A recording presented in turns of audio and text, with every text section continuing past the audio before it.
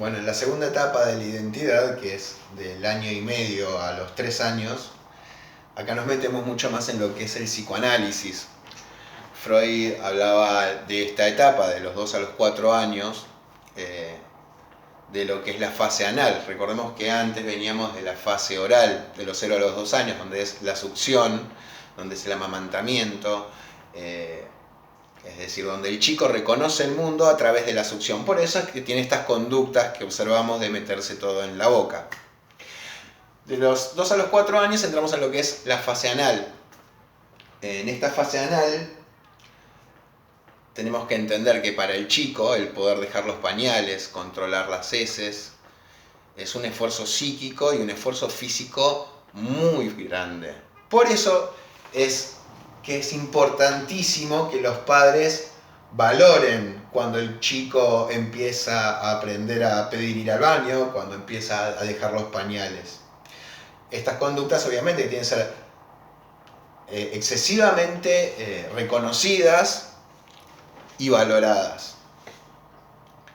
También tenemos que entender que en esta etapa el chico empieza a caminar, entonces empieza a reconocer el mundo, a querer explorar el mundo, a recorrer el mundo, que antes veía con los ojos desde los brazos de los padres. Entonces empieza a caminar, empieza a recorrer el mundo, a querer explorar. Acá es muy importante el acompañamiento y la comprensión de los padres. ¿Por qué? Porque en esta etapa se forma el conflicto, como antes hablábamos de otro conflicto en la fase oral, acá hablamos de otro conflicto, que es la autonomía y la vergüenza, donde, de acuerdo a cómo se desarrolla esta etapa, el chico puede crecer con una identidad de autonomía o con una identidad más llevada a lo que es la vergüenza, la retracción, el retraimiento. Entonces los padres son muy importantes en esta etapa, porque pueden llevar al chico a una identidad de autonomía o sin ninguna maldad llevarla hacia una identidad de retraimiento o de vergüenza. Por eso es importante que cuando el chico empieza a explorar el mundo, empieza a querer caminar, los padres con esta cuestión de evitar el peligro, empiezan a gritar el no desde lejos, cuando se acerca a una pileta, cuando se acerca al cordón de la calle, cuando se acerca al balcón, cuando se acerca a una ventana. Es muy importante que los padres aprendan a acompañar al chico en lugar de gritar no todo el tiempo. Acá en esta etapa es cuando internalizamos el no, y el yo aprende lo que es la norma social, la prohibición. Entonces, si los padres no saben acompañar al chico desde este lugar, desde un lugar sano, los puede llevar hacia una patología. ¿Cuál sería esa patología? Un exceso de lo que es la represión.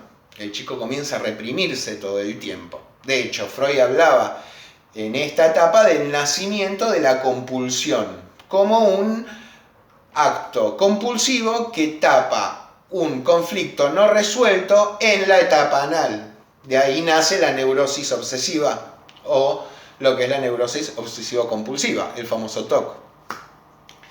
Entonces, la vergüenza tiene que ver con, hace muchos años, los padres, muchos solían hacerlo, quizás alguno todavía hasta el día de hoy lo hace, cuando los chicos mojan la cama de noche, sacan el colchón al balcón a que se seque. Esto es una gran vergüenza para el chico, que todo el mundo se entere que mojé el colchón. También se dieron un par de cosas en jardines de infantes, bien noticieros en el último tiempo, donde incluso a los chicos se les hace bullying cuando mojan o se hacen encima en el colegio. La verdad que haya maestras que hagan esto es tristísimo, porque no se dan cuenta del conflicto y de las secuelas que puede dejar en el chico que se burle de él cuando tienen un accidente.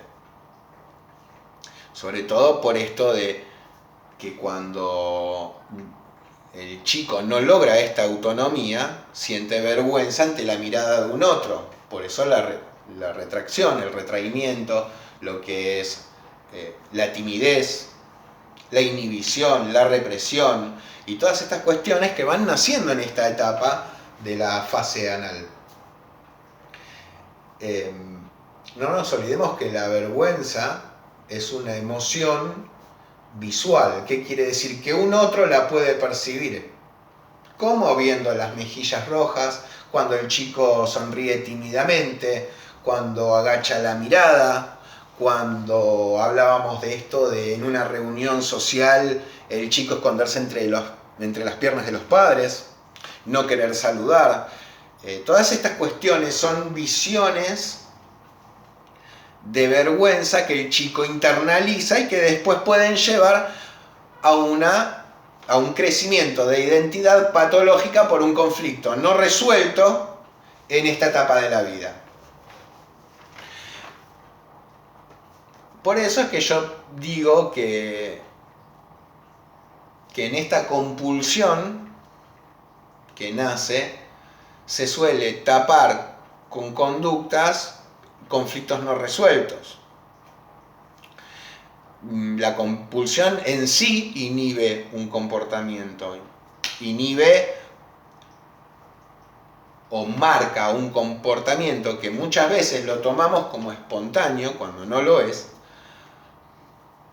llevando a una identidad que no es sana. Como por ejemplo en esta pérdida de lo que es la autonomía, una persona adulta que se vuelve dependiente de otro, que se siente vergonzoso, inhibido, que siente disminución ante la mirada de un otro. Por eso es importante que los padres aprendan lo que es el acompañamiento, explicar los riesgos, mostrar ejemplos. No nos olvidemos que los chicos aprenden.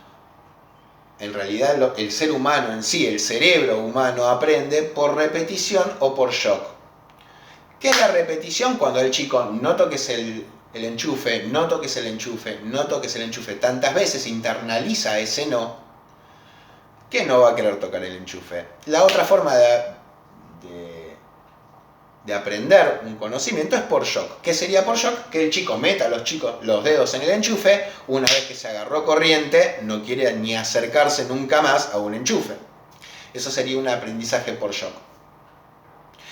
Por eso explicar los riesgos, acompañar al chico, sin que abunden los no, para evitar una conducta completamente represiva y una identidad donde el chico termina siendo una persona que reprime sus instintos.